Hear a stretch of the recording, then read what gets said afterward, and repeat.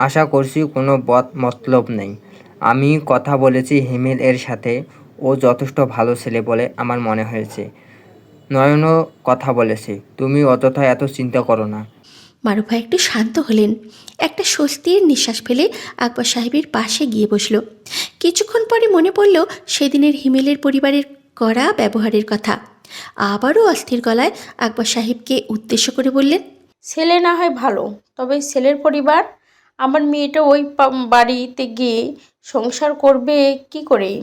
ওর মা নবন ভাবি মিলে তো পিষে মারবে। আকবর সাহেব একটু তাচ্ছিল্য গলায় বললেন, এই বাড়িতে আমার মেয়ে কোথায় ভালো কোথায় ছিল মারিফা? ওখানে গেলে 3জন বিরক্ত করবে, এখানেও 3জন বিরক্ত করত।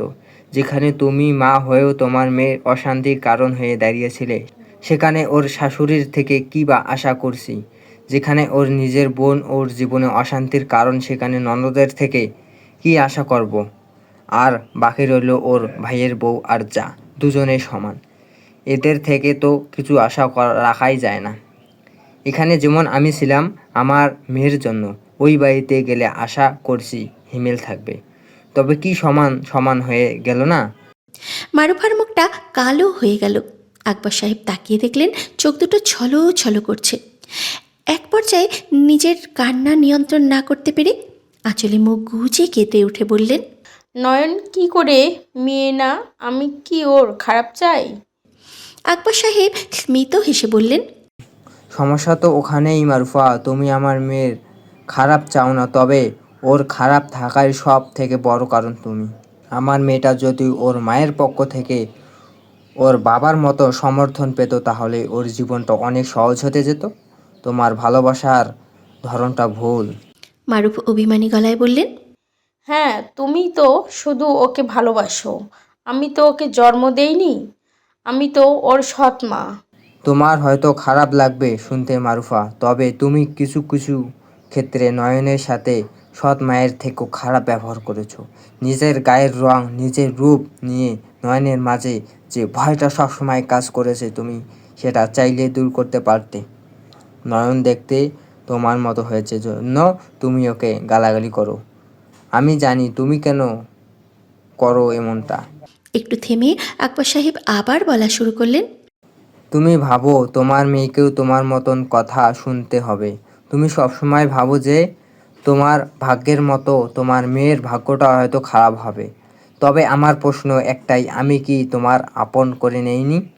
এত বছরের সংসার আমি কি কখনো তোমার একবারের জন্য তোমার গায়ের রং কিংবা রূপ নিয়ে কিছু বলেছি? মারুফা উদ্বিগ্ন গলায় বলে উঠল, কখনোই না। তবে তুমি তোমার ভাগ্যকে সবসময় কেন দোষারোপ করো? তুমি তোমার বাবার বাড়িতে কাটিয়েছো 16 বছর, আর আমার সাথে কাটিয়েছো দীর্ঘ 30 বছরের বেশি। এই 30 বছরে আমার সামনে কেউ কি কখনো তোমায় কিছু বলতে পেরেছে তোমার রূপ নিয়ে? আমি সারা জীবন তোমাকে সুখে রাখার চেষ্টা করলাম, আর তুমি সারা জীবন নিজেকে ভাগ্যকে দোষারোপ করতে গেলে। মারুফা ছলছল দৃষ্টিতে আকবর সাহেবের দিকে তাকিয়ে অপরাধী গলায় বললেন, এভাবে বলছো কেন তুমি? আমি তো মানি তুমি আমার জীবনের একমাত্র সুখ।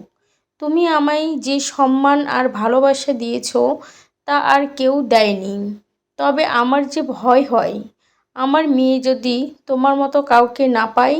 সবাই তো আর তোমার মতো হয় না যে ওকে আগলে রাখবে। আমি তো অন্যের আশা করছি না। তুমি কেন তোমার মেয়ের আগলে রাখতে পারলেও না? তোমার সামনে কি করে অন্যরা তোমার মেয়েকে অপমান করে মারুফার সুযোগটা কি তুমি তৈরি করে দাওনি? আমার এক মেয়ে যখন আমার আরেক মেয়ের অপমান করলো, তুমি যদি শুধু আমার একটু সঙ্গ দিতে, তবে কিন্তু আমি আমার বড় মেয়ের অপমানযোগ্য জবাব দিতে পারতাম। তবে আমি তোমার দিক থেকে কখনো সমর্থন পাইনি। মারুফা থেমে গেলেন। হা করে তাকিয়ে থাকলেন স্বামীর দিকে। মানুষটা কখনো কোনো অভিযোগ করেনি। মারুফার জীবনই তো কেটে গেল অভিযোগ করতে করতে আর হা হুতাশ করতে করতে। তবে কখনো ভাবতেই পারেনি যে আকবর সাহেবের মনের মাঝে এত আফসোস জমা হয়ে আছে। মারুফার নিজের উপরে ঘৃণা হলো। কেমন স্ত্রী যে নিজের স্বামীর মনের কথা বুঝতে পারেনি এত বছরে। আজ সংসারে 30টা বছর পেরিয়ে গেছে, তারপরেও নিজের স্বামীকে চিনতে শেখেনি? তবে কি মারুফা একজন স্ত্রী হিসাবে ব্যর্থ না? আকবর সাহেব আবারও বলে উঠলেন, তুমি কি জানো মারুফা, তুমি আমাদের নয়নের ভালো ভাবতে গিয়ে প্রতিটা দিন কতটা জঘন্যভাবে ওকে ভেতর থেকে ভেঙে দিয়েছো। আমি অন্যদের দোষ দেব না, তুমি আমাদের মেয়েকে আত্মহত্যার মতো জঘন্য পথে দিকে এগিয়ে যেতে বাধ্য করেছো। মারুফ আঁতকে উঠে বললেন, আত্মহত্যা মানে? নয়ন আত্মহত্যা করতে গিয়েছিলি? হ্যাঁ, তবে ও কেন ফিরে এসেছে জানো? ওর বাবার কথা মনে পড়েছিল, শুধুমাত্র বাবার কথা মনে পড়েছিল। আজ যদি আমার মেয়েটা ওর মায়ের থেকে ভালোবাসা পেত তবে এই কঠিন পথ পা বাড়াতো না। আমি আর তুমি কি পারতাম না ভালোবাসা দিয়ে ওকে এগুলো বছর আগলে রাখতে? আমি বলতে বাধ্য হচ্ছি, আজ মারুফা তুমি একজন মা হিসেবে ব্যর্থ। মারুফা আবারও হাঁ করে তাকিয়ে থাকলেন স্বামীর দিকে। নিজেই নিজেকে প্রশ্ন করলেন, সত্যিই কি উনি মা হিসাবে ব্যর্থ? নয়নতারাকে বুঝতে এতটা ভুল করলেন? কিন্তু উনি তো কখনো খারাপ চাননি মেয়ের। থমথমে গলায় বললেন, আমায় আগে বলনি কেন এই কথাগুলো যে আমি মা হিসাবে ব্যর্থ? আমি চাইনি তোমারও কষ্ট দিতে, তোমায় ভালো রাখার দায়িত্ব নিয়েছিলাম যে। আমি জানতাম এই কথাটা তোমার ওপর অনেক গভীর প্রভাব ফেলবে। তবে আজ এমন একটা পরিস্থিতি তৈরি হয়েছে, আমি আমার বলতে বাধ্য হলাম। মারুফা কিছু বললেন না। একটু বিরক্তি নিয়ে আকবর সাহেবই আবার বলে উঠলেন। মারুফা এবার ডুকরে কেঁদে উঠলেন। এর আগে কেউ কখনো ওনার ভুলগুলো এইভাবে চোখে আঙুল দিয়ে দেখিয়ে দেয়নি, আকবর সাহেবও না। কখনো বুঝেই উঠতে পারেনি যে প্রতিদিন ঠিক কতটা অন্যায় করে গেছে নয়নতারার সাথে। উনি মা হয়ে কখনো নয়নতারার পাশে দাঁড়ায়নি, কখনো নয়নতারাকে বোঝার চেষ্টা করেনি। ক্রমাগত নয়নতারাকে নিজের গায়ের রং রূপের জন্য গালাগালি করেছেন, তুচ্ছতাচ্ছিল্য করেছেন। সেখানে বাইরের মানুষজন অপমান করবে, এটাই তো স্বাভাবিক। আকবর সাহেব বুঝলেন মারুফা আজ নিজের ভুলটা খুব ভালোভাবে হয়তো উপলব্ধি করতে পারছে। মাথায় হাত বুলিয়ে সান্ত্বনা দিয়ে বললেন, তোমার কষ্ট দেওয়ার জন্য কিংবা তোমার ছোট করার জন্য আমি এই কথাগুলো বলিনি তোমায় মারুফা। আমি চাইলে নয়নকে সামনে বসিয়ে তোমার এই কথাগুলো বলতে পারতাম। তখন হয়তো নয়নও নিজের মনের অভিযোগগুলো তোমাকে বলতো। তবে সে ক্ষেত্রে হয়তো তোমাকে ছোট করা হতো নয়নকে সামনে। আমি তো তোমার কখনো ছোট করতে চাইনি, সেজন্য আড়ালে তোমাকে কথাগুলো বললাম। পারলে নিজের ভুলগুলোকে শুধিয়ে নিও। মেয়েটা হয়তো আর কদিন থাকবে আমাদের সাথে, এই কদিন না হয় একটু ভালোবাসা দিও ওকে। অফিস থেকে হিমেল ফিরতে না ফিরতেই মমতা বেগম ছুটতে এলেন। ক্রন্দনরত গলায় হিমেলকে উদ্দেশ্য করে বললেন, জামাই দীপাকে আসতে দেবে না রে বাবা। হিমেল ভ্রু কুঁচকে বলল, কেন? বলেছে তুই নাকি সেদিন অনেক অপমান করেছিস, তুই গিয়ে ক্ষমা না চাইলে নাকি দীপাকে আর আসতে দেবে না, আমাদের সাথে আর কোনো সম্পর্ক রাখতে দেবে না। হিমেল বিস্ময় ভরা কণ্ঠে বলল, সত্যি ওনার মনে হয় আমি ওনার কাছে গিয়ে ক্ষমা চাইব? এই চিনল উনি আমায় মা? কথাটা বলে মমতা বেগমকে পাশ কাটিয়ে হিমেল গিয়ে সোফায় বসে গা এলিয়ে দিয়ে মমতা বেগমকে বলল, এক গ্লাস পানি দেবে মা? মমতা বেগম তাড়াহুড়ো করে গিয়ে এক গ্লাস পানি এনে ছেলের হাতে দিয়ে বসলেন পাশে। হিমেল পানি খেয়ে গ্লাসটা সামনের টেবিলের উপরে রেখে দিল। হিমেলের পাশে বসা মমতা বেগম আবারও ক্রন্দনরত গলায় বলে উঠলেন, কিছু কর তুই, পরশু মেয়ের বাড়ি যাব, দীপা না আসতে পারলে খুব কষ্ট পাবে, মেয়েটাকে ছাড়া আমি একা একা যাই কি করে। হিমেল বেশ স্বাভাবিক গলায় বলল, চিন্তা করো না, আমি গিয়ে নিয়ে আসবো আপাকে। মমতা বেগম উচ্ছ্বসিত গলায় বললেন, যাক, তবে এই ঝামেলা মিটলো। আমি তো তাকে নিয়ে ভয়ে ছিলাম। শোন, জামাইয়ের কাছে ভালো করে ক্ষমা চাইবি, আর একদম রাগারাগি করবি না, কণ্ঠটা স্বাভাবিক রেখে কথা বলবি। দরকার হলে নিজের ভুলগুলো খুব ভালোভাবে স্বীকার করে নিবি, জামাইকে কোনো কিছুর জন্য দোষারোপ করবি না। হিমেল ঠোঁট বাঁকিয়ে হেসে বলল, তোমার মনে হয় আমি ওনার কাছে ক্ষমা চাইতে যাচ্ছি? মমতা অবুঝের ন্যায় প্রশ্ন করলেন, তো কেন যাবি? গিয়ে কলিং বেল বাজাবো, নিশ্চয়ই আপা এসে দরজা খুলে দেবে। আপার হাতটা ধরে নিয়ে চলে আসবো। তোমার জামাই জহন্নামে যাক। আর যদি বেশি তেড়িবেড়ি করেছে তবে আজর হাত নয়তো পা ভেঙে তবেই আসবো। কথাটা বলে হিমেল উঠে নিজের ঘরে চলে গেল। মমতা বেগম হাঁ করে ছেলের যাওয়ার পানে তাকিয়ে থাকলেন কিছুক্ষণ। হুঁশ ফিরতেই আবারও হা হুতাশ করে উঠলেন। এই ছেলে ওনার মেয়ের সংসারটা ভেঙেই ছাড়বে। কলিং বেলের আওয়াজ পেতেই দীপা এসে দরজাটা খুলে দিল। দরজার অপর পাশে হিমেলকে দাঁড়িয়ে থাকতে দেখে মুহূর্তের মাঝে চোখ দুটো ছলছল করে উঠল। হিমেলকে কিছু বলার সুযোগ না দিয়ে জড়িয়ে ধরল। ক্রন্দনরত গলায় বলল, তুই এসেছিস ভাই, ভাগ্যিস তুই এলি। আমি তো ভেবেছিলাম যেতেই পারবো না। হিমেল দীপার মাথায় হাত বুলিয়ে দিয়ে বলল, আসতে তো আমাকে হতোই আপা। তা তোমার বর কোথায়? ডাকো, ওনার পা ধুয়ে দিয়ে যাই। জামাইয়ের অসম্মান যখন করেছি, সম্মান তো দিতেই হবে। ঘর থেকে হিমেলের কণ্ঠ পেয়ে ততক্ষণে কাদের বেরিয়ে এসেছে। অন্য ঘর থেকে ওর মা বোনও বেরিয়ে এসেছে। হিমেলকে দেখে দীপার ছেলে মেয়েও ছুটে এলো ওর দিকে। আসার সময় হিমেল যে মিষ্টি আর বাচ্চাদের জন্য খাবার দাবার এনেছিল সেগুলো ওদের হাতেই দিল। খাবার দাবারগুলো দিয়ে ওদেরকে ঘরে চলে যেতে বলল। বাচ্চারাও খুশি মনে ঘরে চলে গেল। হিমেল ঘরের ভেতরে গিয়ে কাদেরের মাকে সালাম দিল, তারপরে কাদেরকেও সালাম দিল। কাদের গম্ভীর গলায় সালামের জবাব দিয়ে বলল, এখানে কি কাজ? হিমেল হাস্যোজ্জ্বল গলায় বলল, জামাই আদর করতে এসেছি দুলা ভাই। যেই তো অনেক রাত হয়ে গেছে, আজে বাজে কথায় গিয়ে কোনো লাভ নেই। আপনি কি স্বেচ্ছায় আমার আপাকে যেতে দেবেন নাকি দেবেন না? হ্যাঁ অথবা নাতে উত্তর দিন। কাদের গভীর গলায় বলল, ও চাইলে যেতেই পারে, তবে একবার আমার অনুমতি ব্যতীত বাড়ির বাইরে পা রাখলে আর কখনো এই বাড়ির ফিরতে পারবে না। এর সমাধান কি? মানে বলতে চাইছিলাম, কি করলে আপনার অনুমতি পাওয়া যাবে? কাদের আবারও গম্ভীর গলায় বলল। সেটা তোমার বোন খুব ভালো করেই জানে। হিমেল একবার তাকালো নিজের বোনের দিকে, যে দরজার এক কোণায় দাঁড়িয়ে নিঃশব্দে অশ্রু বিসর্জন দিচ্ছে। এইসবের মাঝে কাদেরের বোন রাবেয়া হিমেলকে উদ্দেশ্য করে বলল, কাদেরের থেকে শুনলাম তুমি নাকি অপমান করেছো ওকে। তা আমার ভাইয়ের কি কোনো দাম নেই নাকি? তোমার বোনকে নিয়ে যাওয়ার হলে নিয়ে যেতে পারো, ওর কোনো প্রয়োজন নেই আমাদের। রাবেয়ার কথা শুনে হিমেল শব্দ করে হেসে উঠে বলল, এইটা কিন্তু ভুল বললেন। আমার বোন চলে গেলে তো আপনাদের আবার একটা নতুন করে কাজের লোক রাখতে হবে, যাকে আবার প্রতি মাসে মাসে টাকাও দিতে হবে। তারপর এই যে আপনি রোজ সকালে কাজে চলে যান, আপনার ছেলেমেয়ের দেখাশোনা কে করবে? তারপর আপনার মায়ের সেবা কে করবে?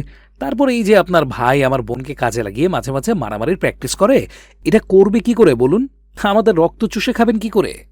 কাদের দাঁত কেড়মেড়িয়ে বলল, খবরদার হিমেল, আমার বোনের সাথে এভাবে কথা বলবে না। তোমার কোনো অধিকার নেই ওর সাথে এভাবে কথা বলার।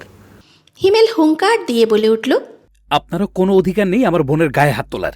আসার সময় আপনাকে বুঝিয়ে পাঠিয়েছিলাম মানুষের মতন আচরণ করবেন, কিন্তু সে আপনি অমানুষের মতনই আচরণ করলেন। দোষটা আসলে আপনার না, দোষটা আমার আপার। জানি না কি আছে এই সংসারে, যে এই সংসারের মায়াও ছাড়তে পারে না। জানি না আপনার মতন মানুষের সাথে কি করে সংসার করে যাচ্ছে। কাদের এবার দীপাকে শাসিয়ে বলল, তোমার ভাইকে চুপ করতে বলো দীপা। আমার সাথে কথা বলুন, আপাকে চোখ রাগাবেন না। অবশ্য আপনার সাথে কথা বলার আমার কোনো ইচ্ছে নেই। নিয়ে যাচ্ছি আমার আপাকে, আর সেই দিনই ও এই বাড়িতে আবার ফিরবে যেদিন আপনাদের প্রয়োজন পড়বে। আমার আপার প্রয়োজনে এই বাড়িতে ও আর ফিরবে না। কথাটা বলে হিমেল ওর ভাগ্নির নাম ধরে ডাকল। ওরা বেরিয়ে আসতেই দীপাকে উদ্দেশ্য করে বলল, 5 মিনিটের মধ্যে ব্যাগ গোছাবে। শুধুমাত্র বাচ্চাদের কাপড় নেব, তোমার কোনো কিচ্ছু নিতে হবে না। যা প্রয়োজন হবে তোমার ভাই কিনে দেবে। হিমেলের কথা মতো দীপা তাই করল। ঘরে গিয়ে ব্যাগ গুছিয়ে বেরিয়ে এলো। যাওয়ার জন্য উদ্যত হতেই পিছন থেকে কাদের বলে উঠল, ভুল করছো দীপা, আর কিন্তু ফিরতে পারবে না। হিমেল কিছু বলল না। দীপা এবারে নিজে ওকে থামিয়ে দিল।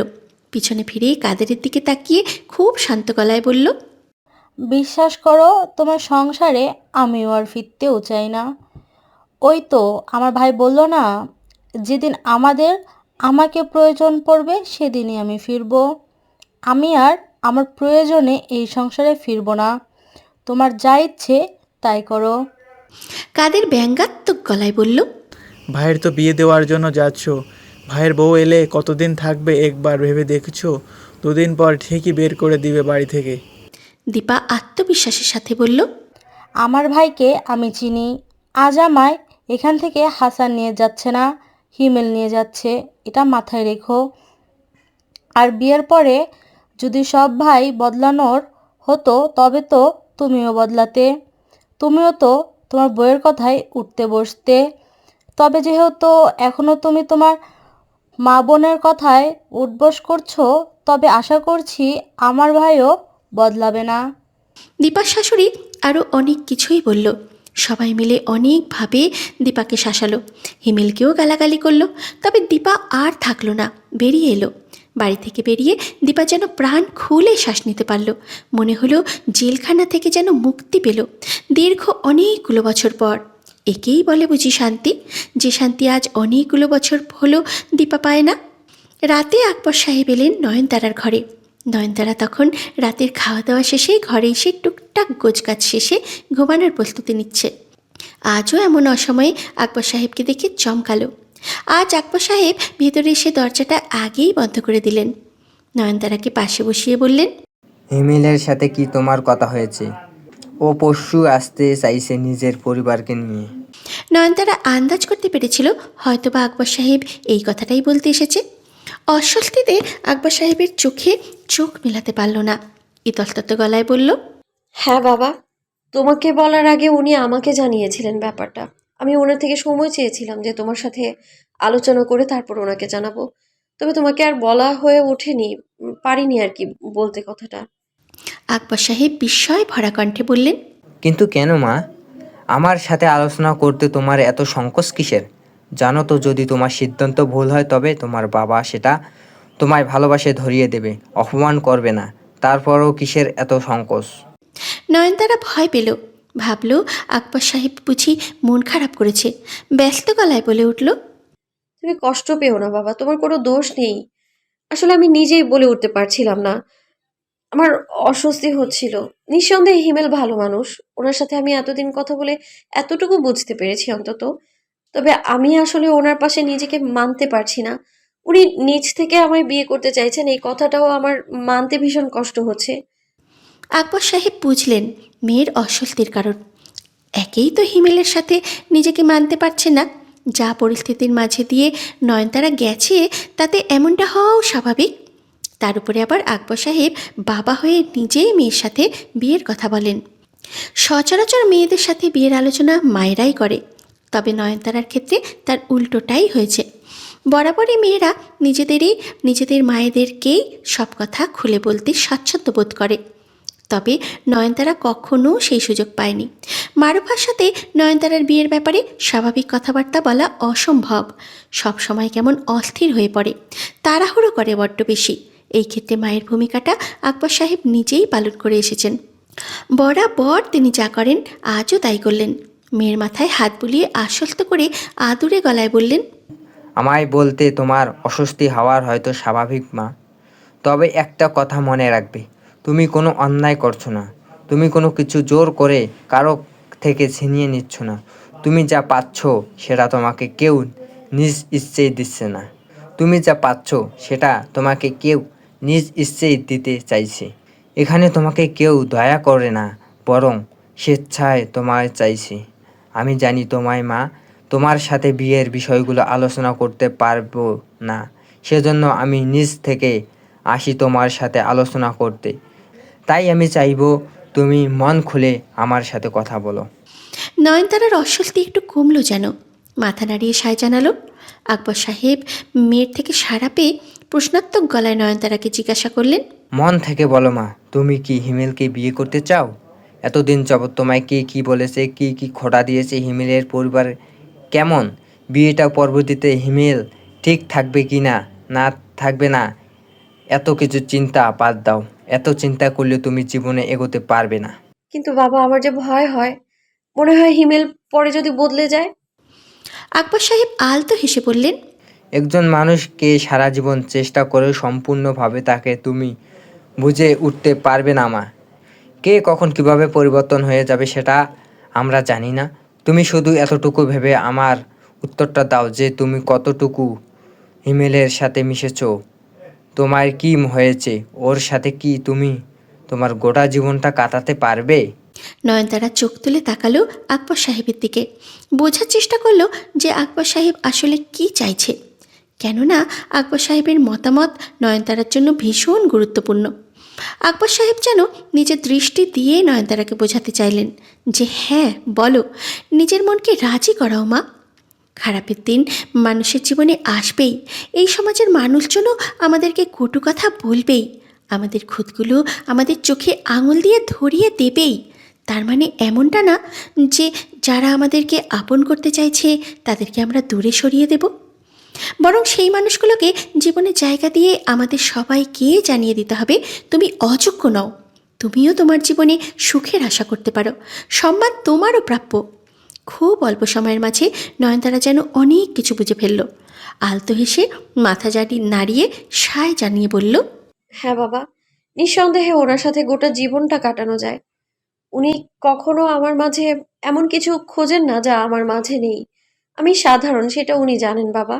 আর উনি আমায় এমনভাবেই পছন্দ করেন। উনি কখনো আমায় অসম্মান করেন না। ওনার কথার দ্বারা আমি বুঝতে পারি উনি আমায় ঠিক কতটা শ্রদ্ধা করেন। এমন মানুষের সাথে নিশ্চিন্তে জীবনটা কাটানো যায় বাবা। অনাকাঙ্ক্ষিতভাবে আকবর সাহেবের চোখ দুটো ভিজে উঠল। হয়তো খুশিতেই, কিংবা অন্য কোনো কারণ থেকেও থাকে, তবে সেই কারণ আকবর সাহেবের জানা নেই। মেয়েকে জড়িয়ে ধরলেন, আবারও মাথায় হাত বুলিয়ে দিয়ে আদুরে গলায় বললেন, আমি মন থেকে দোয়া করি মা, এতগুলো বছর যেমন আমি তোমায় আগলে রাখার চেষ্টা করেছি, তেমনি এবার থেকে যেন তোমার হিমেল আগলে রাখতে পারে। আমি যতটুকু ব্যর্থ হয়েছি তোমায় আগলে রাখতে, হিমেল যেন ততটুকু ব্যর্থ না হয়। ও যেন পুরোপুরি সফল হয়। ও যেন সবাইকে বুঝিয়ে দিতে পারে যে আমার মেয়েটার ভালোবাসাও পাওয়ার যোগ্য। দিনটা শুক্রবার, জুম্মার নামাজের পর হিমেলদের আসার কথা। সময় প্রায় হয়ে এসেছে। মারুফা ব্যস্ত হাতে রান্নাবান্না সারছে, ওনাকে টুকটাক সাহায্য করছে সুপ্তি। নয়নতারা সাহায্য করতে চেয়েছিল অবশ্য, তবে মারুফা করতে দেয়নি। আজ পাত্রপক্ষ বিয়ের দিন ঠিক করতে আসছে। এই মুহূর্তেই নয়নতারাকে রান্নাঘরে আনতে মন সায় জানালো না মারুফার। আগুনের তাপে গায়ের রংটা আরও কালো হয়ে যেতে পারে সেই ভয়ে। নিজের এই ভয়টা অবশ্য নয়নতারাকে মুখ ফুটে বলেননি, শুধু বলেছেন আজকে আর কাজ করার দরকার নেই, উনি আর শক্তি মিলে সবটা সামলে নেবেন। যদিও শক্তির ইচ্ছে ছিল না এত কাজ করার, তবে বাধ্য হয়েছে করতে। একবার তো রেগে মেগে বিরক্ত হয়ে ঘরেও চলে গিয়েছিল। নাফিস আবার বুঝিয়ে জোর করেই পাঠিয়ে দিয়েছে। নাফিসা খবর পেয়েছে শক্তির থেকে যে আজ হিমেলের পরিবার বিয়ের কথা পাকা করতে আসছে। শোনার পর থেকে জানালা দিয়ে উকি ঝুঁকি শুরু করেছে বাইরে। আর একটা কথা কিছুতেই ভেবে পাচ্ছে না, কি করে হিমেল এই বিয়েতে রাজি হয়ে গেল। কোথাও গিয়ে যেন নাফিসার একটু আফসোসই হলো। নিঃসন্দেহে হিমেল দেখতে সোহানের থেকেও বেশি সুন্দর। শক্তি থেকে শুনেছে ভালো চাকরিও করে। যদিও সোহানের সাথে নয়নতারার বিয়েটা হতে দিতে হবে, তবে হিমেলের সাথে নাফিসার বিয়ে হতো, কেননা ওরা তো নাফিসাকেই দেখতে এসেছিল। এদিকে সোহানেরও ভাবসাব ভালো লাগছে না আজকাল নাফিসার। তার মধ্যে আবার সেদিন নয়নতারার সাথে কথা বলতে গিয়েছিল। সব মিলিয়ে নাফিসার মনে হলো সোহানকে ছেড়ে দিলেও বোকামি করা হতো না। তবে এখন যাকে পেয়েছে তাকে নিয়েই সন্তুষ্ট থাকতে হবে, আর কোনো উপায় নেই যে। হিমেলদের আসার সময় হয়ে গিয়েছে। আকবর সাহেব তাই রান্নাঘরে গেলেন দেখতে যে রান্নাবান্না শেষ হলো কিনা। রান্নাঘরে যেতেই সদর দরজা থেকে একটা পুরুষালী কণ্ঠের হাঁক ভেসে এলো আকবর সাহেবের কানে। কণ্ঠটা পরিচিত, তবে এই সময় এই কণ্ঠটা আশা করেননি তিনি। একবার আবার ভাবলেন হয়তো ভুল ভাবছেন, অন্য কেউ এসেছে। নিশ্চিত হতে দরজার দিকে এগিয়ে গেলেন। সামনে জবরুলকে দাঁড়িয়ে থাকতে দেখে বুঝলেন তার সন্দেহটা ভুল না। তবে এখন জবরুল কেন এসেছে সেটাই প্রশ্ন। এর আগের দিন যা অপমানিত হয়ে বেরিয়ে গেলেন, তারপরে তো আর আসার কথা না, অথচ আবার এসেছে এবং পান খাওয়া দাঁতগুলো বের করে হাসছে। জবরুলের সেই হাসিটা আকবর সাহেবের কাছে ঠিক সুবিধার মনে হলো না। থমথমে গলায় প্রশ্ন করলেন, কি চাই? জবরুল ঠোঁটে হাসিটা ফুটিয়ে রেখেই বলল, আপনার লগে দেখা করতে আইলাম। হঠাৎ করে কেন আমার সাথে দেখার ইচ্ছে জাগলো আপনার মনে? আমার বিন্দুমাত্র ইচ্ছে নেই আপনার মুখ দেখার। আরে এমন কইলা কেমনে হয়? তার আগে মিষ্টি লন। কথাটা বলে জবরুলের হাতে থাকা মিষ্টির প্যাকেটটা আকবর সাহেবের দিকে বাড়িয়ে দিলেন। আকবর সাহেব সেই দিকে একবার তাকিয়ে আবারও গম্ভীর গলায় জবরুলকে উদ্দেশ্য করে বলল, নিতে পারতাম না মিষ্টিটা। পরিষ্কার করে বলুন উদ্দেশ্য কি? আমার বাড়িতে অতিথি আসবে, আপনাকে দেওয়ার মতো এত সময় নেই আমার হাতে। আরে এমনভাবে কইতাছেন কেন? আমি তো আপনার লগে আত্মীয়তা করবারই জন্য আইলাম। এতদিনের আলাপ আপনার জামার। আমি জানি আপনি মানুষ খান ভালা। আপনার মাইয়া নয়নতারাও ভালো, তাও জানি। আসলে ভুল যে আমারই ছিল আমি বুঝছি। আমার লাগে আপনার মাইয়ার অপমানিত হইতে হইছে, আপনারও অপমানিত হইতে হইছে। তাই আমি ভাবছি আপনাকে সম্মান ফিরিয়ে দিব। আকবর সাহেবের কপালের ভাঁজটা আরও গাঢ় হলো। মন বলছে এই লোকটা সুবিধার কোনো কথা বলবে না, তবে শুনতে হবে আসলে কি বলতে চায়। কপাল কুঁচকে গম্ভীর গলায় প্রশ্ন করল। কিভাবে? জবরুল নিজের পান খাওয়া সব দাঁতগুলো বের করে হেসে উঠে বলল, আপনার বড় মাইয়া নয়নতারারে আমার মনে ধরছে। আমার বউ মরছে 2 বছর হইতে চলল, তাই আমি ভাবতেছিলাম আপনার মাইয়া নয়নতারারে আমি বিয়ে করুন। আপনার লগে সম্পর্ক শ্বশুর জমের বানায় বলামো, কি কন? বিস্ময়ে আকবর সাহেবের মুখ হা হয়ে গেল, তবে তিনি কোনো প্রতিক্রিয়া দেখাতে পারলেন না। তার আগেই জবরুল ব্যথায় কোকিয়ে উঠে মৃদু রাগান্বিত কণ্ঠায় বলল, কেডা আমার ঘর চাইপা ধরছে রে? কোন হালাই কামটা করলো? পিছন থেকে হিমেল দাঁত কিড়মিড়িয়ে বলল। তোর আব্বা। জবরুল ভরকালো, মনে মনে ভাবল ওর বাবা তো মারা গেছে আজ বহু বছর আগে, তবে এখানে এলো কোত্থেকে? কণ্ঠটা তো ওর বাবার মতো লাগছে না। ঘাড় ঘুরিয়ে তাকালো নিজের আব্বাকে দেখার জন্য। হিমেলের মুখটা দেখতেই অন্তরাত্মা শুকিয়ে গেল। এই ছেলে এখানে কি করছে? ওই সামরা, তুমি এইখানে কি করো? আমার ঘর ধরছো কিল্লাই? হিমেল পূর্বের মতো দাঁত কিড়মিড়িয়ে বলল, এবার তোর গলা টিপে ধরবো। শালা পুরো বয়সে ভীমরতি হয়েছে না?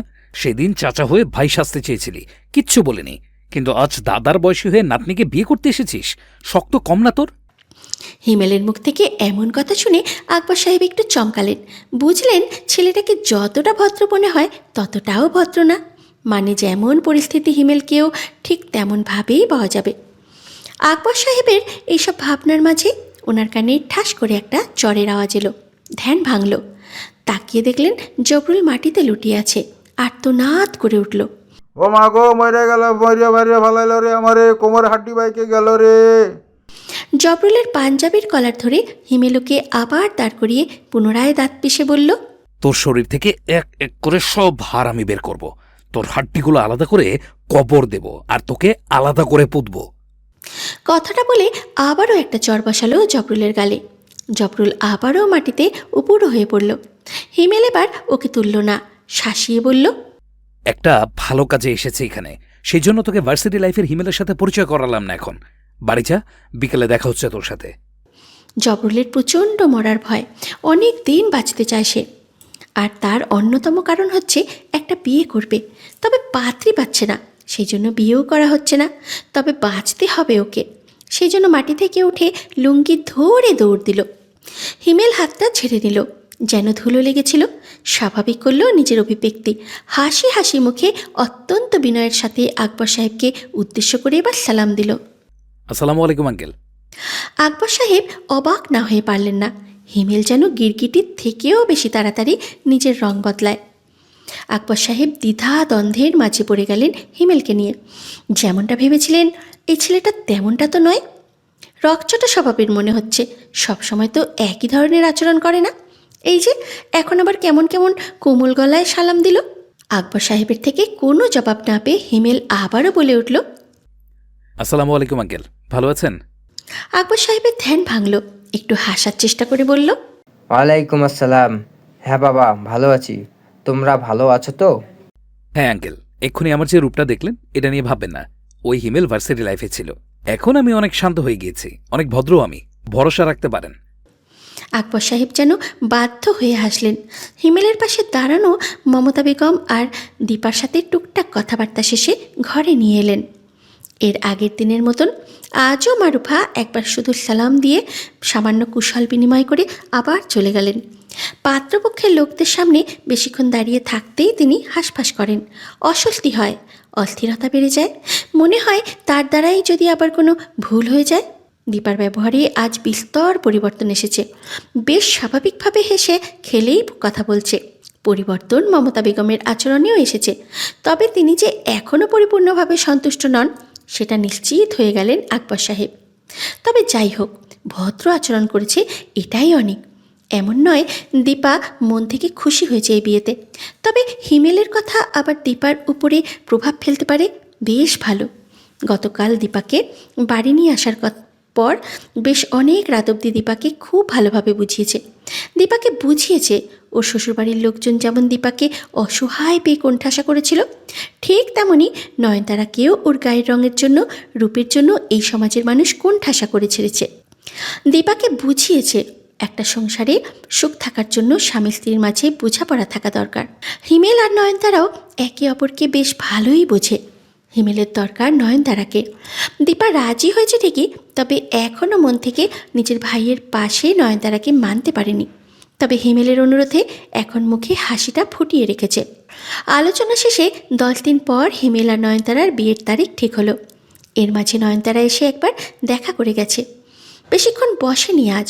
মমতা বেগম কথা না বললেও দীপা টুকটাক কথা বলেছে আজ নয়নতারার সাথে। নয়নতারার ভালো লেগেছে, বুঝতে পেরেছে হিমেল সবাইকে বুঝিয়ে নিয়ে এসেছে। না হলে নয়নতারার সাথে এত ভালোভাবে কথা বলার কথা ছিল না ওদের। দিন তারিখ ঠিক করার পর আকবর সাহেব ভাবলেন এবার সব থেকে গুরুত্বপূর্ণ কথাটা বলা উচিত। এখনই যদি এই কথাগুলো ঠিকঠাকভাবে না বলা হয় তবে বিয়ের পর তার মেয়ের অসুবিধা হলেও হতে পারে। এই আলোচনাটা তিনি আর কেবলমাত্র হিমেলের সাথে করতে চাইলেন না। এবার সরাসরি মমতা বেগমকে উদ্দেশ্য করে বললেন, আপা, বিয়ের তারিখ যেহেতু ঠিক হয়ে গেল, তাহলে এবার দেনা পাওনার কথা শেষ করে নেওয়াই ভালো হবে বলে আমার মনে হয়। আমার সামর্থ্য খুব বেশি না, মধ্যবিত্ত পরিবার আমার। আমি সাধ্যমতো চেষ্টা করব আমার মেয়েকে সাজিয়ে গুজিয়ে পাঠানোর। এতক্ষণে মমতা বেগমের চোখ দুটোতে যেন প্রাণ ফিরে এলো। খুশিতেই চিকচিক করলো, কিংবা বলা যায় লোভ জেগে উঠল। এতে অবশ্য দীপারও আপত্তি নেই। মেয়ের বিয়ে যখন দিচ্ছে যৌতুক দিতে হবে, এটাই তো নিয়ম। বরং এই নিয়মের ব্যতিক্রম করলে খারাপ দেখায় বিষয়টা। দীপার বিয়ের সময় ওর বাবা যৌতুক দিয়েছিল।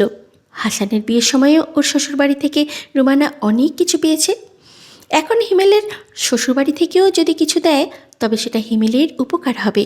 হিমেলের বহু দিনের শখ একটা বাইক কেনার। টাকা জমাতে পারে না, সংসারের পেছনে খরচ করতেই সব টাকা চলে যায়। দীপা ভাবল আসার সময় মমতা বেগমকে এই কথাটা বলে নিয়ে আসা দরকার ছিল যে হিমেলের জন্য একটা বাইক চাই যেন। এখন তো বলতেও পারছে না, তবে দীপার ভরসা আছে মমতা বেগমের উপরে। আশা করা যাচ্ছে উনি ঠিকঠাক কিছুই চাইবেন। মমতা বেগম সত্যিই দীপার সেই আশা পূরণ করত, তবে যদি তিনি কিছু বলার সুযোগই পেলেন না। তার আগে হিমেল আশ্চর্যান্বিত গলায় আকবর সাহেবকে উদ্দেশ্য করে বলল, এগুলো কি বলছেন আঙ্কেল? আপনি ভাবলেন কি করে আমি যৌতুক নেব? আকবর সাহেব একটু ইতস্তত গলায় বলে উঠলেন, আসলে বাবা, এটা তো আমাদের সমাজের একটা নিয়মের মতো হয়ে দাঁড়িয়েছে। হিমেল ঘৃণিত গলায় বলল, সমাজের কিছু নিয়মকে আমি ঘৃণা করি আঙ্কেল। সমাজে তৈরি করা নিয়ম মানতে আমি বাধ্য নই। আমার জীবনের কিছু নিয়ম আমি নিজে তৈরি করি, আর সেই নিয়মের মাঝে এটা কখনোই পড়ে না যে বিয়ে করার বদলে আমি আমার শ্বশুর বাড়ি থেকে কোনো কিছু নেব। মমতা বেগম আর দীপা দুজনেই অসন্তুষ্ট হলেন হিমেলের উপরে। তবে সামনে মানুষজন বসে থাকায় কিছু বলতেও পারছেন না। আর তার মাঝে হিমেলকে খুব ভালোভাবেই জানেন। এখন যদি কিছু বলে তবে মানুষজনের মাঝে আবার অপমানিত হবেন। দীপা ভাবল ওদেরই বোঝা উচিত ছিল যে হিমেল কিছুই চাইবে না। আর আকবর সাহেবের সাথে হয়তো এই কথাটা আলাদাভাবে বলা উচিত ছিল। তবে এখন যেহেতু হিমেল মানা করে দিল মুখের উপরে, ওরাই আবার কোন মুখ দিয়ে আকবর সাহেবের কাছে যৌতুকের কথাটা বলবে? যদি হিমেলের কানে এই কথাটা পৌঁছে যায় তাহলে তো কেলেঙ্কারি কাণ্ড ঘটে যাবে। অনেক কিছু চিন্তা করেও দীপাও থেমে গেল। তবে মমতা বেগম কোনো মতেই থামতে পারলেন না। আকবর সাহেবকে উদ্দেশ্য করে বললেন, ভাই সাহেব, বুঝতেই পারছেন আমার ছেলের মন অনেক বড়। আসলে আমাদের দাবি তেমন কিছু নেই, তবে সংসারটা তো আপনার মেয়ের। একটা সংসারে অনেক কিছুরই প্রয়োজন হয়। আমার ছেলে চাকরি করে ঠিকই, তবে পুরো সংসারটা সাজাতে তো ওর একটু সময় লাগবে। আপনি চাইলে আপনার মেয়ের সংসারটা গুছিয়ে দিতে পারেন, আমাদের কোনো আপত্তি নেই। এছাড়া আমাদের কোনো চাহিদাও নেই, আপনি খুশি মনে চাইলে দিতেই পারেন, আমরা আটকানোর কে? আকবর সাহেব বেশ বুঝতে পারলেন হিমেলের কোনো কিছু নেওয়ার ইচ্ছে না থাকলেও মমতা বেগমের প্রবল ইচ্ছে আছে। তিনি অবাক হলেন না, এমনটাই তো স্বাভাবিক। দেনা পাওনা ছাড়া তো আজকাল কেউই মেয়ে বিয়ে দিতে পারে না। ছেলে ভালো নিঃসন্দেহে, তবে ছেলের পরিবারে যে একটু সমস্যা আছে সেটা তো তিনি জানতেন। নতুন করে আর অবাক হওয়ার কিছুই নেই। তবে লজ্জা পেল হিমেল, ভীষণ লজ্জিত হলো নিজের মায়ের আচরণে। ভেবেছিল দীপাও হয়তো বেফাস কিছু বলে ফেলবে, তবে না, অন্তত হিমেলের সম্মানের কথা ভেবে হলেও দীপা চুপ আছে। কিন্তু মমতা বেগমকে আর আটকানো গেল না। গম্ভীর গলায় নিজের মাকে উদ্দেশ্য করে হিমেল বলল, আমাদের সংসার আমরা সাজিয়ে নিতে পারবো মা। যদি নিজের মেয়ের সংসার তার বাবাকে সাজিয়ে দিতে হয় তবে আমি কি করব? আমার অবদান কি থাকলো সেই সংসারে? মেয়েও দেবেন ওনারা, মেয়ের সংসারও গুছিয়ে দেবেন ওনারা, আবার সেই মেয়ে কিনা আমাদেরকে 3 বেলা রেঁধে খাওয়াবে। তবে আমরা কি করলাম? আকবর সাহেব সন্তুষ্ট হলেন। হিমেল ভেবেছিল এবারে হয়তো মমতা বেগম অন্তত চুপ করে যাবেন, তবে না, আজ উনি ঠিক করেই এসেছেন যে কোনো মতেই চুপ থাকবেন না। ঝাঁঝালো গলায় হিমেলকে উদ্দেশ্য করে বলল, আমরা আবার কি করব মানে? ওনার মেয়েকে তো নিয়েই যাচ্ছি। হিমেল নিজের রাগ নিয়ন্ত্রণ করে দীপাকে উদ্দেশ্য করে বলল, মাকে থামাও আপা, এ নিয়ে আর কোনো কথা হোক আমি চাই না। একদম শুরু থেকেই চুপচাপ বসে আছে নাফিস। একেবারে নীরব দর্শকের ভূমিকা পালন করছে সে। এই পর্যায়ে যৌতুকের কথাবার্তা নিয়ে এত অধিক আলোচনা নাফিসের কাছে বাড়তি মনে হলো। একটু তাড়া দেখিয়ে বলল, এসব নিয়ে এত কথা হওয়ার কি আছে বাবা? ওনারা যা চাইছে দিয়ে দাও। এমনিতেও উনি ঠিকই বলেছেন, নয়নকে বিয়ে করেছে, এটাই তো আমাদের জন্য অনেক। আকবর সাহেব অগ্নি দৃষ্টিতে নাফিসের দিকে তাকিয়ে থমথমে গলায় বললেন, তোমার মতামত এখানে কেউ শুনতে চেয়েছে? যখন কথা বলার প্রয়োজন তখন চুপ করে থাকো, আর যখন প্রয়োজন হয় না বাড়তি কথা বলতে এসো, যত্তসব। আকবর সাহেবের কথায় সম্মতি জানিয়ে হিমেল মৃদু হেসে নাফিসকে উদ্দেশ্য করে বলল, একদম ঠিক বলেছেন আঙ্কেল। আর ভাইয়া, নিজের বোনকে এতটা সস্তা ভাবার দরকার নেই। সেটা ভাবার জন্য বাকি আত্মীয় স্বজন পাড়াপড়শি তো আছেই। দয়া করছি না আমি আপনার বোনকে, আপনি ভাই হয়ে এতটুকু বোঝা উচিত ছিল। বরাবরই হিমেল নিজের অপছন্দের মানুষদেরকে যেমন হাসি হাসি মুখ নিয়ে অপমান করে, নাফিসকেও ঠিক তেমনভাবে মিষ্টি কথার দ্বারা অপমান করল। নাফিস চুপ করে গেল, হিমেলের জন্য না, আকবর সাহেবের ভয়ে। জানে এত মানুষের সামনে যদি ভুলভাল কিছু বলে বসে তবে আবারও পেটে টান পড়তে পারে। সোজা গিয়ে আক্রমণটা খাবারের উপরে পড়বে। আলোচনা শেষ করে খাওয়া দাওয়া করে হিমেলরা যাওয়ার জন্য উদ্যত হলো। হিমেলের মনে হলো আকবর সাহেবকে ওর নিজের আরও একবার ভালো করে একটু কিছু বলে যাওয়া উচিত, আশ্বস্ত করা উচিত। দীপা আর মমতার বেগমকে আগে চলে যেতে বলে নিচে একটু দাঁড়ালো। আকবর সাহেব বললেন, কিছু বলবে বাবা?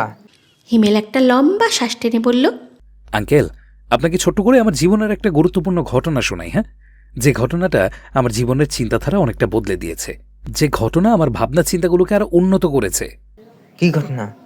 আমার বাবা প্রায় 9 বছর আগে মারা গিয়েছেন, ব্রেন স্ট্রোক করে মারা গিয়েছেন। তার 1 বছর আগে আমার আপার বিয়ে দেন। স্বাভাবিকভাবে আপনি যে সমাজে নিয়মের কথা বললেন, সেই নিয়মটা পালন করার জন্যই আমার বাবাকেও প্রচুর যৌতুক দিতে হয়, সাধ্যের বাইরে গিয়ে যৌতুক দিতে হয়। বাবা দিয়েছিলেন, কষ্ট করে মেয়ের সুখের জন্য সবটা দিয়েছিলেন। জামাই সরকারি চাকরি করে, ভালো পরিবার, ভেবেছিলেন ওনার একটু কষ্ট হোক, তবু মেয়েটা সুখে থাকুক। আকবর সাহেব একটা দীর্ঘশ্বাস ছেড়ে বললেন, তারপর আর কি, ধুমধাম করে মেয়ের বিয়ে দিলেন, জামাই আর তার পরিবারের দাবি মেটালেন। তবে না হলো তার মেয়ের সুখের সংসার, আর না তার এত কষ্ট সফলতা লাভ করল। প্রচুর ধার দেনা রেখে একদিন ব্রেন স্ট্রোক করে মারা গেলেন। আমার আপার যে সুখের সংসারের জন্য বাবা এত বড় ত্যাগ করেছেন, আমার আপার কিন্তু সেই সুখের সংসার হয়নি। আকবর সাহেব ইতস্তত গলায় বললেন, তোমার বোন তো শুনেছি শ্বশুর বাড়িতে থাকে এখনো। শ্বশুর বাড়িতে থাকে, কিন্তু অনেক অসম্মানের সাথে। গত পরশু আমি গিয়ে নিয়ে এসেছি আপাকে। আমার আপনাকে এই ঘটনাটা বলার একটাই কারণ, আমি দেখেছি মেয়ের বাবারা তাদের মেয়ের সুখের জন্য নিজেদের সাধ্যের বাইরে গিয়ে সবকিছু করার চেষ্টা করে। আমি বুঝতে পেরেছি যে একজন বাবা তার জীবনের সকল উপার্জন মেয়ের বিয়েতে খরচ করে দেয়। আকবর সাহেব আলতো হেসে বললেন, তা তুমি ভুল বলনি বাবা। আর আমি ঠিক এটাই চাই না। মেয়ের বিয়ে দিচ্ছেন, এতগুলো বছর যাকে কোলেপিঠে করে মানুষ করেছেন, আগলে রেখেছেন, তাকে অন্যের হাতে তুলে দিতেই তো আপনার অনেক কষ্ট হবে। সেই কষ্টের মাঝে আমি আবার অতিরিক্ত এই চাপটা আপনাদের ঘাড়ে দিতে চাই না। আকবর সাহেব কিছু বলতে চাইলেন, তবে তার আগেই হিমেল ওনাকে থামিয়ে দিয়ে আকবর সাহেবের হাত নিজের মুঠোয় নিয়ে বলল, আমি জানি আমার মায়ের কথায় আপনার খারাপ লেগেছে, তবে বিশ্বাস করুন আঙ্কেল, আমি শুধুমাত্র নয়নতারাকেই চাই। আমি আপনাকে অনুরোধ করছি, দয়া করে আর কখনো এই যৌতুকের প্রসঙ্গ তুলে আমায় অপমান করবেন না। নয়নতারা ব্যতীত বাড়তি আর একটা বস্তুও আমার চাই না। কিন্তু বাবা, এর জন্য যদি বিয়ের পর আমার মেয়েকে কথা শুনতে হয় তখন? হিমেল ভরসা দিয়ে বলল, আমি আছি তো।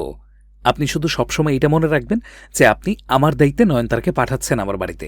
নয়নতারার সম্মান রক্ষার দায়িত্ব আমার। যদি আপনি সত্যি আমায় একটু হলেও ভরসা করে থাকেন, তবে এই যৌতুকের প্রসঙ্গ আর তুলবেন না। আর আমি আপনাকে কথা দিচ্ছি, আমার পরিবার থেকেও এই প্রসঙ্গ আর কখনোই উঠবে না। আকবর সাহেব মাথা নাড়িয়ে সায় জানালেন। আজ তিনি নিশ্চিত যে নয়নতারার জন্য তিনি ঠিক সিদ্ধান্তই নিয়েছেন। ভুল কারো হাতে তুলে দিচ্ছেন না নয়নতারাকে।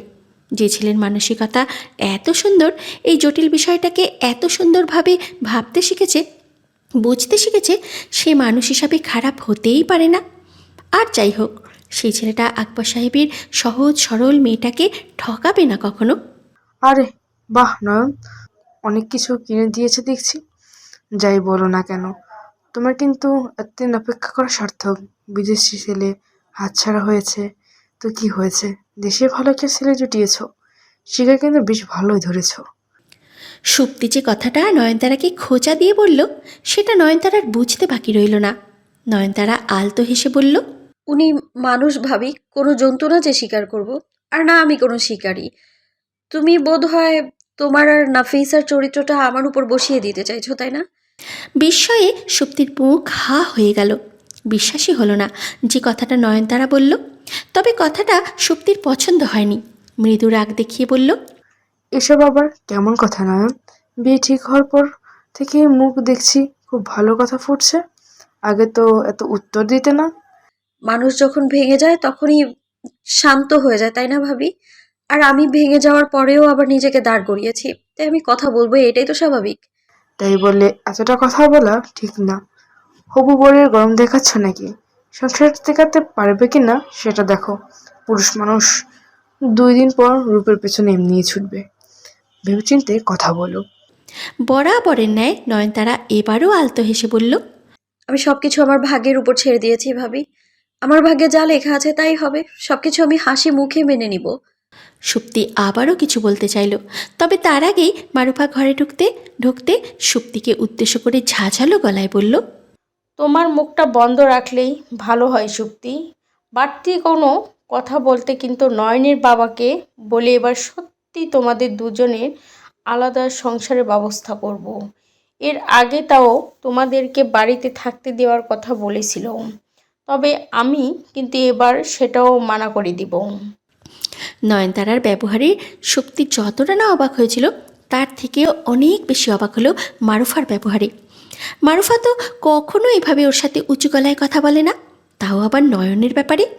সুপ্তির এইসব ভাবনার মাঝেই আবারও মারুফার কর্কশ কণ্ঠস্বর ভেসে এলো, তুমি এখন যাও ঘর থেকে, অনেক রাত হয়েছে। নয়ন এখন ঘুমাবে। নয়ন, জিনিসপত্র সব গুছিয়ে রেখে ঘুমাও। সুপ্তি মনক্ষুণ্ণ হলো, তবে কিছু বলতে পারল না। আবার যেতেও পারছে না ঘর থেকে। একটা শাড়ির উপরে নজর পড়েছে সুপ্তির, হালকা বেগুনি রঙের জামদানি।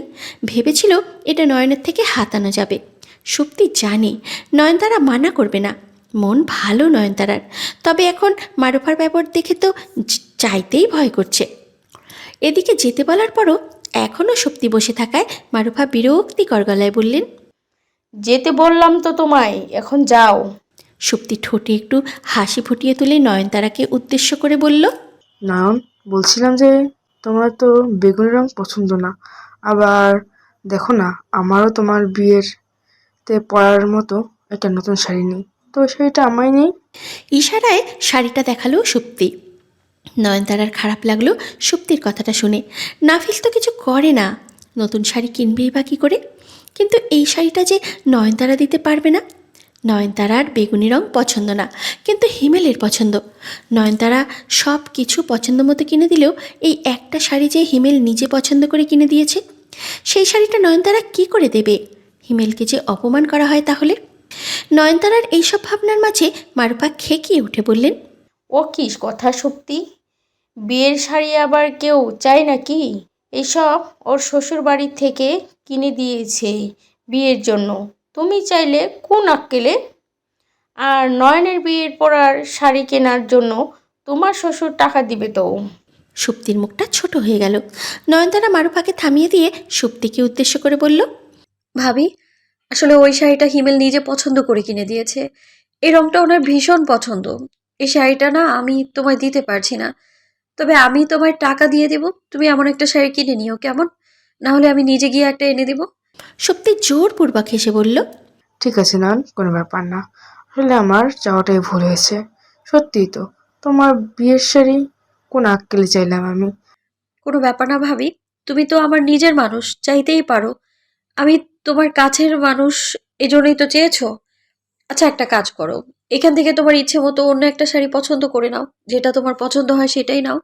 মারুফা আপত্তি জানিয়ে বলল, মোটেও না নয়ন, এগুলোর মধ্য থেকে একটাও দিবি না তুই। নয়নতারা এবারে মৃদু বিরক্তিকর গলায় বলল, এমন করছো কেন মা? সব তো আর আমি বিয়েতে পরবো না। ভাবি, তুমি একটা শাড়ি পছন্দ করো। সুপ্তি আলতো হেসে বলল, লাগবে না নয়ন, তুমি দিতে চেয়েছো এটাই অনেক। আচ্ছা ঠিক আছে, কাল তোমায় নিয়ে মার্কেটে যাব। আমি শাড়িটা একদিন পরেই তোমায় দিয়ে দিতে পারতাম, তবে সেটা পুরনো জিনিস দেয়া হবে, তাই কাল তোমায় নিয়ে যাব আমি। হঠাৎ করে সুপ্তির চোখ দুটো কেমন ভিজে উঠল। তবে নিজের সেই ভেজা চোখ কাউকে দেখাতেই পছন্দ করল না। তাড়াহুড়ো করে উঠে বেরিয়ে গেল ঘর থেকে। নয়নতারা মারুফাকে উদ্দেশ্য করে বলল, ওভাবে বলতে গেলে কেন মা? ভালো করেও তো বলা যায়, তাই না? মারুফা ভেঙচি কেটে বলল, এত ভালো করেই লাভ কি? সেই তো তোকে খোঁচা দিয়ে কথা বলেছিল। সে তো সবাই আমায় খোঁচা দেয়। চলেই তো যাচ্ছি বাড়ি ছেড়ে, যাওয়ার আগে আর কারোর সাথে ঝামেলা করতে চাই না মা। শোন নয়ন, যে যেমন তার সাথে তেমন ব্যবহার করবি। আমিও খুব একটা ভালো ব্যবহার করিনি তোর সাথে, জানি। ভবিষ্যতে যদি আবার তেমন কিছু করি, তবে আমার সাথেও দরকার হলে খারাপ ব্যবহার করবি।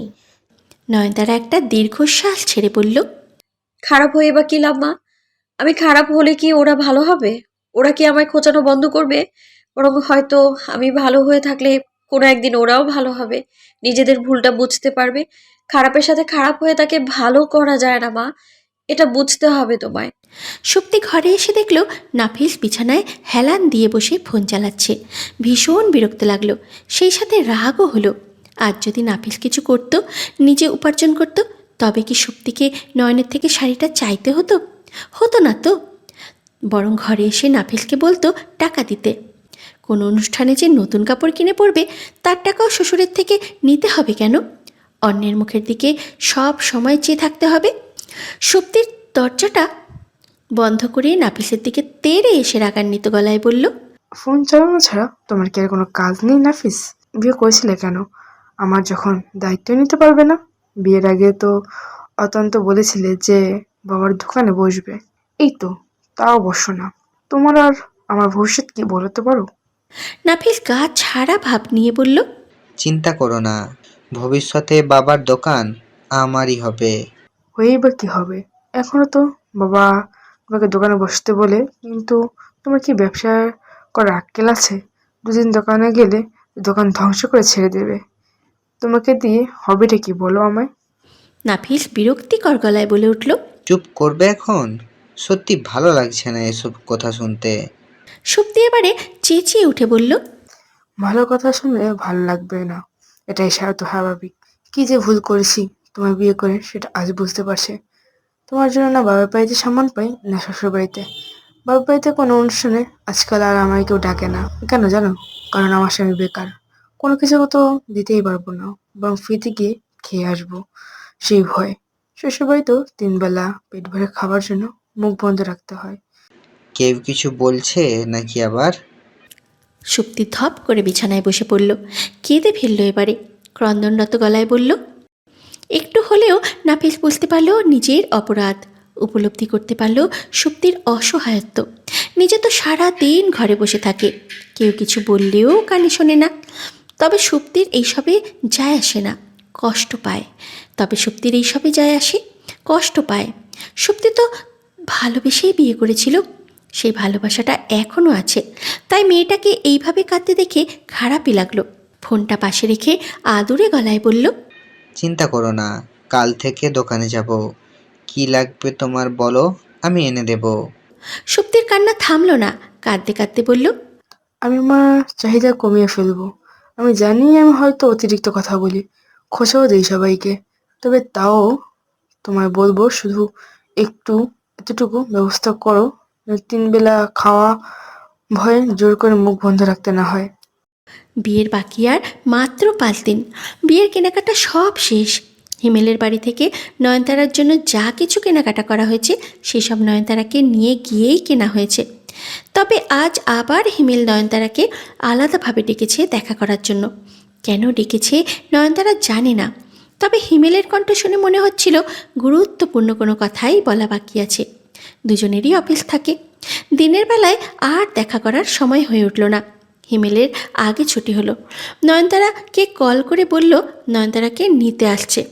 নয়নতারার অফিসের সামনে হিমেল বেশ অনেকক্ষণ দাঁড়িয়ে থাকলো। প্রায় আধা ঘন্টা পর নয়নতারা এলো। এসেই আগে হিমেলকে দেখে অপরাধী গলায় বলল, ক্ষমা করবেন, আমি চেষ্টা করি ঠিক সময়ে বেরোনোর, কিন্তু হয়ে ওঠে না। হিমেল পকেট থেকে রুমালটা বের করে নয়নতারার দিকে বাড়িয়ে দিয়ে বলল, জবাবদিহিতা করতে হবে না। অফিসে যেহেতু ছিলেন নিশ্চয়ই কাজের মাঝেই ছিলেন। আমি অতটা অবুঝ নই নয়নতারা যে আমায় আলাদা করে এটা বোঝাতে হবে।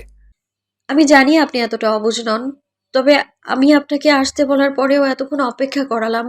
আমার বোঝা উচিত ছিল আমি কতক্ষণে মাঝে মানে আমার কাজ শেষ করতে পারবো। বাদ দিন তো এসব কথা, চলুন একটা ক্যাফেতে বসি। নয়নতারা মাথা নাড়িয়ে সায় জানালো। পাশে একটা ক্যাফে ছিল, সেখানে গিয়ে বসলো। এসির ঠান্ডা হাওয়ায় আগে কিছুক্ষণ জিরিয়ে নিল। তারপরে নয়নতারা হিমেলকে বলে উঠল, কি বলবেন বলে ডেকেছিলেন, বলুন কি বলবেন। হ্যাঁ বলছি। এই প্রথম নয়নতারা খেয়াল করলো হিমেল কিছু বলতে চাইছে, তবে অস্বস্তির কারণে বলতে পারছে না। ব্যাপারটা নয়নতারার কাছে ভালো লাগলো না। হিমেল তো এমন সংকোচ করার মানুষ না। ওর মনে যা আসে তাই তো বলে দেয়। তবে কি এমন কথা যা বলতে হিমেলের এত সংকোচ হচ্ছে? কোনো এক অজানা কারণে নয়নতারা ভয় পেল। ঘরপোড়া গরু তো, সিঁদুরে মেঘ দেখলেই ভয় পায়। নয়নতারা নিজেই ভয়ে ভয়ে হিমেলকে উদ্দেশ্য করে বলল, কি বলবেন আপনি যে এতটা সংকোচ হচ্ছে আপনার? আসলে নয়নতারা, কথাটা বলতে না আমার একটু লজ্জাই লাগছে, তবে আমার মনে হয় কথাটা এখনই বলা উচিত আপনাকে, না হলে দেরি হয়ে যাবে। আপনি কি বিয়েটা থেকে পিছিয়ে আসতে চান? হিমেল এবার চমকে তাকালো নয়নতারার দিকে। মুহূর্তের মাঝে হিমেলের দৃষ্টিটা কেমন যেন অদ্ভুত হয়ে গেল। মানে ঠিক বুঝতে পারছে না নয়নতারা হঠাৎ করে এই কথাটা কেন বলে উঠল। হিমেল পাল্টা প্রশ্ন করল, এই কথা কেন মনে হলো? আপনি কি পিছিয়ে আসতে চাইছেন নাকি? নয়নতারা তৎক্ষণাৎ দুদিকে মাথা নাড়িয়ে না বোধক উত্তর জানিয়ে বলল, না, তবে আপনি যদি পিছিয়ে আসতে চান তবে আমি আপনার ইচ্ছাকে সম্মান জানাবো। ধ্যাৎ, কি সব আবল তাবল বলছেন? পিছিয়ে আসবো কেন? আমি ভেবেচিন্তেই সিদ্ধান্ত নেই। তাড়াহুড়োর মাঝে আমি কোনো সিদ্ধান্ত নিই না যে 5 দিনের মাঝে আমার নিজের সেই সিদ্ধান্তের উপর আফসোস হবে। নয়নতারা আশ্বস্ত হলো। এসির মাঝেও ঘেমে উঠছিল। মনে হলো বুকের ওপর থেকে অনেক বড় একটা পাথর নেমে গেল। কেন যে এত ভয় পায় নয়নতারাকে কে জানে। হয়তো ভাবে এই বিয়েটা ভেঙে গেলে এবার আর কাউকে মুখই দেখাতে পারবে না। এই বিয়েটা ভেঙে গেলে নয়নতারা নিজেও ভেঙে যেত। খুব অল্প সময়ের মাঝে হিমেলের সাথে বেশ ভালোভাবে জড়িয়ে পড়েছে নয়নতারা। কষ্ট হতো যদি হিমেল পিছিয়ে যেত। নয়নতারা হিমেলকে আশ্বস্ত করে বলল, যা বলতে চান নিঃসংকোচে বলতে পারেন, এত ভাবতে হবে না। নয়নতারার থেকে ভরসা পাওয়ার পর হিমেল একটু স্বস্তি পেল। আরও বেশ অনেকক্ষণ চুপ থাকলো। হিমেল জানে না কেন, তবে এই কথাটা বলতে বেশ ভালোই অস্বস্তি হচ্ছে। তবে এখন না বললেও বিয়ের দিন এই বিষয়গুলো নিয়ে ঝামেলা হলেও হতে পারে, যা হিমেল চায় না। হিমেল চায় যেন সুস্থ স্বাভাবিক পরিবেশে ওদের বিয়েটা হয়ে যায়। জীবনে অনেক অশান্তি দেখেছে, অন্তত বিয়ের দিনটাই কোনো অশান্তি চায় না। দেখুন নয়নতারা, আমি এই চাকরিটা খুব অল্প দিন হলো পেয়েছি। খুব বেশি টাকা জমা করতে পারিনি। সংসারে বেশিরভাগ টাকাটা আমাকেই দিতে হয়, না হলে ভাবে আজেবাজে কথা বলে, খোঁটা দেয়, যেগুলো আমার পছন্দ হয় না। মায়ের যাবতীয় খরচও আমি বহন করি, আপাকেও কিছু দিতে হয়। এই সব মিলিয়ে খুব বেশি জমা করতে পারিনি। আর তাছাড়া বিয়ের যাবতীয় খরচও আমি বহন করছি। হঠাৎ এত কিছু আমায় বলছেন যে? মানে আসলে আমি বোঝাতে চাইছিলাম যে আপনাকে দেনমোহরের টাকা খুব বেশি দিতে পারবো না আমি। আমার সামর্থ্য খুবই অল্প। নয়নতারা এবারেও বেশ স্বাভাবিক গলায় বলল, তো মানে বলতে চাইছিলাম খুবই অল্প, মানে খুবই অল্প। দেনমোহরের সম্পূর্ণ টাকা পরিশোধ করে আপনাকে বিয়ে করতে চাই আমি। তাই চাইছি আমার সামর্থ্য যতটুকু ততটুকুই দেব, কিন্তু নগদ দেব। কতটুকু সামর্থ্য আপনার? আমি 50,000 দিতে পারবো। এটাই আপনার সামর্থ্য? হিমেল মিনমিনে গলায় বলল, হ্যাঁ, আমি জানি এত কম দেনমোহর এখনকার সময় অন্তত হয় না। আমার আপার বিয়েতেও এর থেকে বেশি ছিল। আমার ভাইয়ের বিয়েতেও ভাবি 5 লাখ টাকা রেখেছিল দেনমোহর। তবে সত্যি বলতে আমি এত পারবো না নয়নতারা। আর এত বেশি দিনভর ধরেই বা কী হবে, যেটা আমি দিতেই পারবো না। নয়নতারা আলতো হাসল, সন্তুষ্ট গলায় বলল, আমার তো এত দরকার নেই। আপনার সামর্থ্য 50,000, আমি আপনার থেকে চাইলাম 30,000। আপনার সামর্থ্য কতটুকু সেটা দেখে আমি আপনাকে বিয়ে করছি না হিমেল। আপনি মানুষটা ভীষণ ভালো, আমার সম্মান করতে জানেন, সেজন্যই আমি আপনাকে বিয়ে করছি। আপনি যদি 50,000-এর বদলে বলতেন আপনার সামর্থ্য 500 টাকা, তবু আমি হাসি মুখে মেনে নিতাম।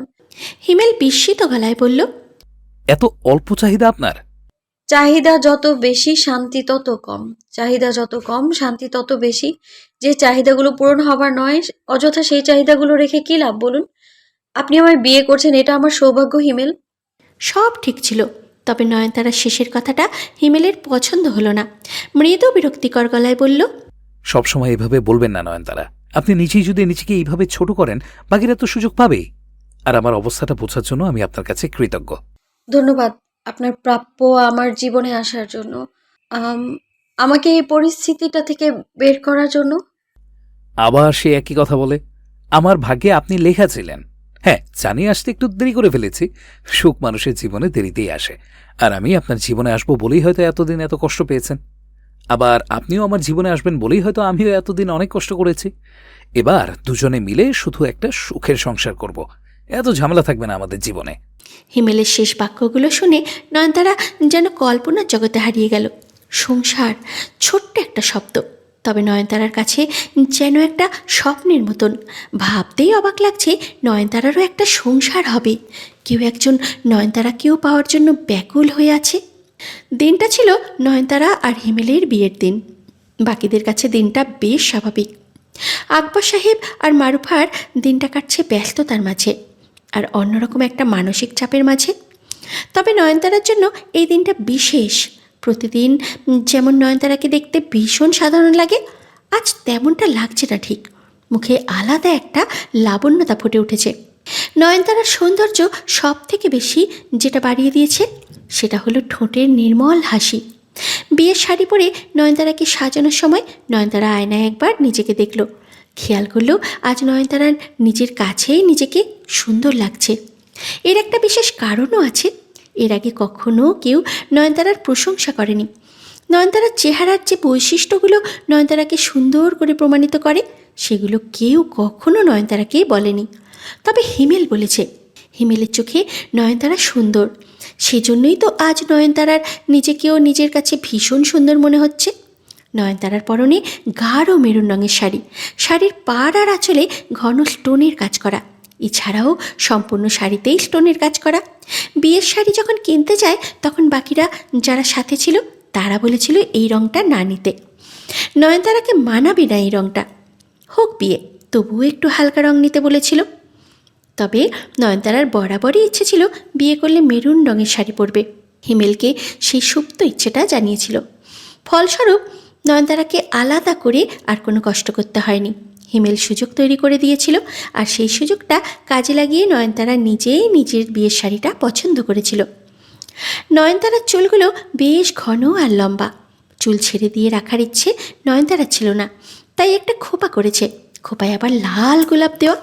খুব বেশি গয়না পরেনি, হালকা কিছু সোনার গয়না পরেছে। মুখে মেকআপের ভারী আস্তরণও নেই। অন্যান্য দিন যেমন নয়নতারা নিজের গায়ের আসল রঙটা লুকাতে চায়নি, ঠিক তেমনি আজকেও চায়নি। হিমেল তো নয়নতারাকে এই রূপেই পছন্দ করেছে, তবে নিজের আসল রং লুকোতে চাওয়ার তো কোনো কারণ নেই। হিমেলের ভালো লাগলেই হলো। হিমেল বলে দিয়েছিল যেন নয়নতারা চোখে কাজল পরে। মেয়েদের কাজল দেওয়া চোখ হিমেলের খুব পছন্দের। কখনো কোনো প্রেমের সম্পর্কে না যাওয়ানোর ফলে কারো কাছে এই আবদারটাও করেনি হিমেল। এই প্রথম নয়নতারার কাছেই করল। নয়নতারাও তাই হিমেলের আবদার রাখতে চোখে কাজল পড়েছে। টিকলির ঠিক নিচে কপালের মাঝ বরাবর একটা ছোট্ট টিপ পড়েছে। ঠোঁটে নিউড স্লেটের লিপস্টিক। সাজগোজ শেষে নয়নতারা খুব ভালোভাবে আয়নায় আরও একবার নিজেকে দেখে নিল। বেশ সুন্দর লাগছে নয়নতারাকে দেখতে। হ্যাঁ, নয়নতারা দেখতে খুব সুন্দর নয়, তবে আজ প্রথমবারের জন্য নয়নতারা নিজেকে দেখেই মুগ্ধ হলো, সন্তুষ্ট হলো। নয়নতারার মনে হলো যারা এতদিন বলতো যে নয়নতারা দেখতে সুন্দর না, তারা ভুল বলতো। নয়নতারার নিজের উপরে রাগ হলো এটা ভেবে যে এতদিন অবধি নয়নতারা নিজের রূপকে ঘৃণা করত। এই তো কত সুন্দর লাগছে তাকে দেখতে, শুধু এতদিন ধরে কেউ ধরিয়ে দেয়নি, কেউ বুঝতে দেয়নি নয়নতারা যে কত সুন্দর। অবশেষে হিমেল আর নয়নতারার বিয়ে সম্পন্ন হলো। কবুল বলার সাথে সাথে নয়নতারার গাল বেয়ে কয়েক ফোঁটা জল গড়িয়ে পড়ল। আজ নয়নতারা ভীষণ খুশি। আজ নয়নতারা খুশি হিমেলের মতন একজন মানুষকে জীবন সঙ্গী হিসেবে পাওয়ার জন্য। আজ নয়নতারা খুশি নিজের একটা সংসারের স্বপ্ন পূরণ হওয়ার জন্য। হিমেলের মনটা শুধু উসখুস করছে নয়নতারাকে দেখার জন্য। বিয়ের পর নয়নতারাকে এনে হিমেলের পাশে বসানো হলো। নয়নতারা তো লজ্জায় মাথাটাও তুলতে পারছে না। তবে সুযোগ বুঝে হিমেল ঠিকই নয়নতারাকে দেখে নিল। নয়নতারার কানের কাছে ঝুঁকে হিমেল বলল, ধন্যবাদ নয়নতারা, চোখে কাজল পরার জন্য। আপনার ডাগর ডাগর চোখে পড়ার জন্যই বোধহয় কাজলের সৃষ্টি হয়েছে। এখন অপেক্ষা শুধু দুজনের একা একটু সময় পাওয়ার, যেন আমি আপনাকে মন ভরে দেখতে পারি।